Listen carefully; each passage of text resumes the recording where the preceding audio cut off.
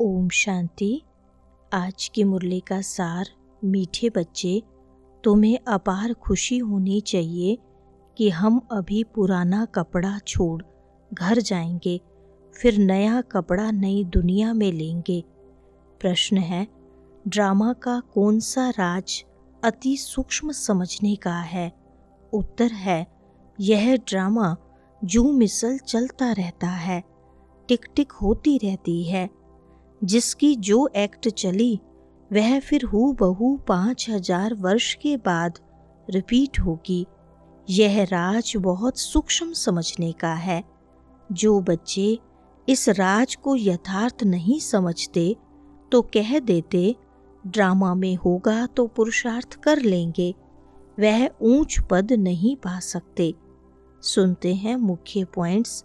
पहला है, कहते भी हैं भक्ति के बाद भगवान आकर भक्ति का फल देते हैं, क्योंकि मेहनत करते हैं तो फल भी मांगते हैं। तुम आधा कल्प भक्ति मार्ग में धक्के खाकर थक गए हो, यह भी ड्रामा में नूंद है। मेहनत की जाती है फायदे के लिए। समझते हैं भगवान आकर भक्ति का फल दे तो फल देने वाला फिर भी भगवान ही रहा। भक्त भगवान को याद करते हैं क्योंकि भक्ति में दुख है, तो कहते हैं आकर हमारे दुख हरो, पावन बनाओ। दूसरा पॉइंट, आत्मा अंदर समझती है कि अब राम राज्य चाहिए, परंतु वह कब कैसे होना है कोई को यह पता नहीं है। भक्त बहुत नाच तमाशे करते हैं, खुशी भी होती है, फिर रोते भी हैं।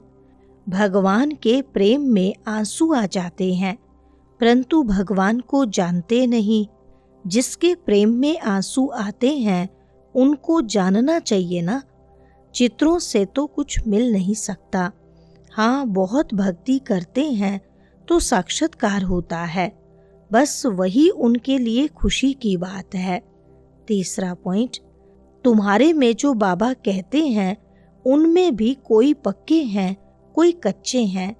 देह अभिमान टूटने में ही मेहनत लगती है।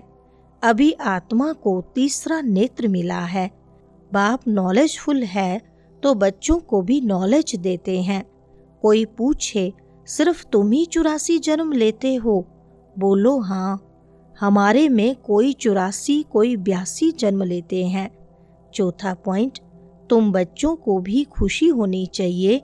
अभी हमको यह पुराने कपड़े छोड़ नए लेने हैं। नाटक में एक्टर्स घंटा आधा पहले से ही घड़ी को देखते रहते हैं। टाइम पूरा हो तो घर जाएं, वह टाइम आ जाता है। तुम बच्चों के लिए बेहद की घड़ी है। तुम जानते हो जब कर्मातीत अवस्था को पाएंगे तो फिर यहाँ रहेंगे नहीं। कर्मातीत बनने लिए भी याद में रहना पड़े, बड़ी मेहनत है। पांचवा पॉइंट, तुम जानते हो यह पढ़ाई फिर 5000 वर्ष बाद रिपीट होगी। यह बना बनाया खेल है। इस चक्र का किसको पता नहीं है। इसका क्रिएटर, डायरेक्टर, मुख्य एक्टर कौन है, कुछ भी नहीं जानते। बाबा से कोई भी बात पूछते हैं तो कहते हैं ड्रामा में जो कुछ बताने का है वह बता देते हैं। ड्रामा अनुसार जो उत्तर मिलना था सो मिल गया, बस उस पर चल पड़ना है। कई बच्चे कहते हैं ड्रामा में होगा तो पुरुषार्थ कर लेंगे, वह कभी ऊंच पद पा नहीं सकते। छठा पॉइंट, मैं तुमको पावन बनाने आया हूँ, तुम मुझे ही पतित पावन कहते हो, फिर मुझे भूल कर गंगा को क्यों पतित पावनी कहते हो? अभी तुमने समझा है तो वह सब छोड़ दिया है। तुम समझते हो बाप ही पतित पावन है। अब पतित पावन श्री कृष्ण को समझ कभी याद नहीं करेंगे।